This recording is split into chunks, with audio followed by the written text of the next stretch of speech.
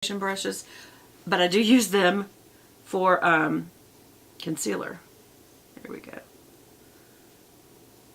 Because they've got a nice little tip that you can get it around the nose.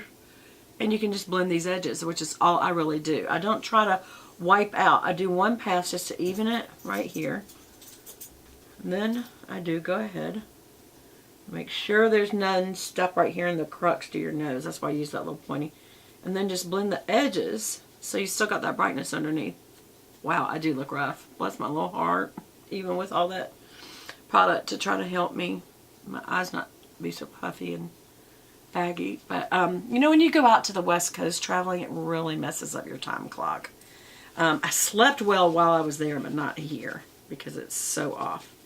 I made myself get up the same time just to make myself kind of go back to, you know, the way I am, the way the time zone is.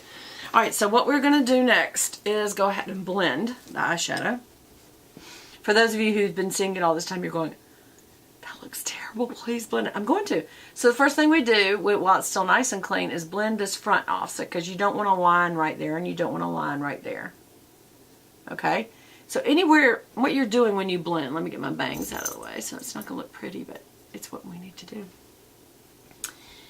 Anywhere where there's a line, see that sharp line, there's a little bit of a line there, that's what you're blending out.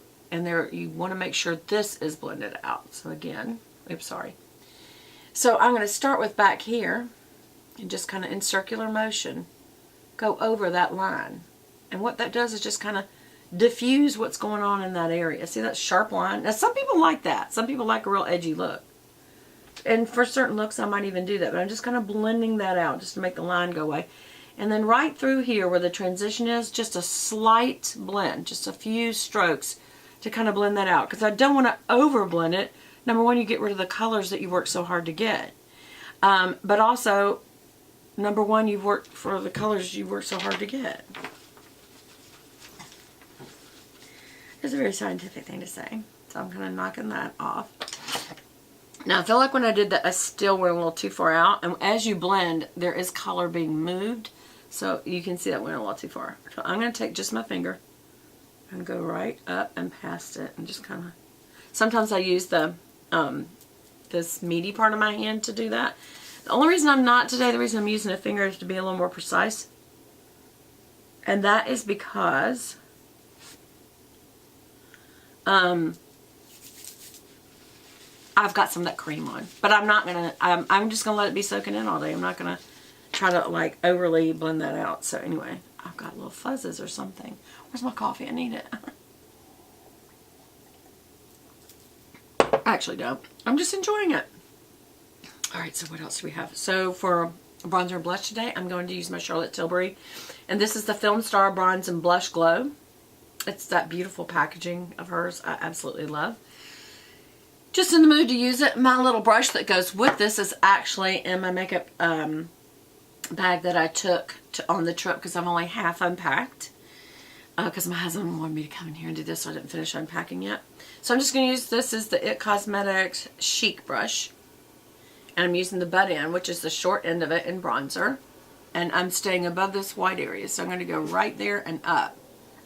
That's why it's good to use that butt end. Do you see that? And I'm doing more to almost up down. Instead of this way, I'm doing this way. And it's because it keeps it right. And then you can cross over. And it keeps that white. Why do you want to do that? That's where you get the lift. It's a natural facelift look when somebody looks at you. Okay, but you diffuse it enough. You don't want a line. You want to, but you don't, even when you're diffusing it, don't go below that.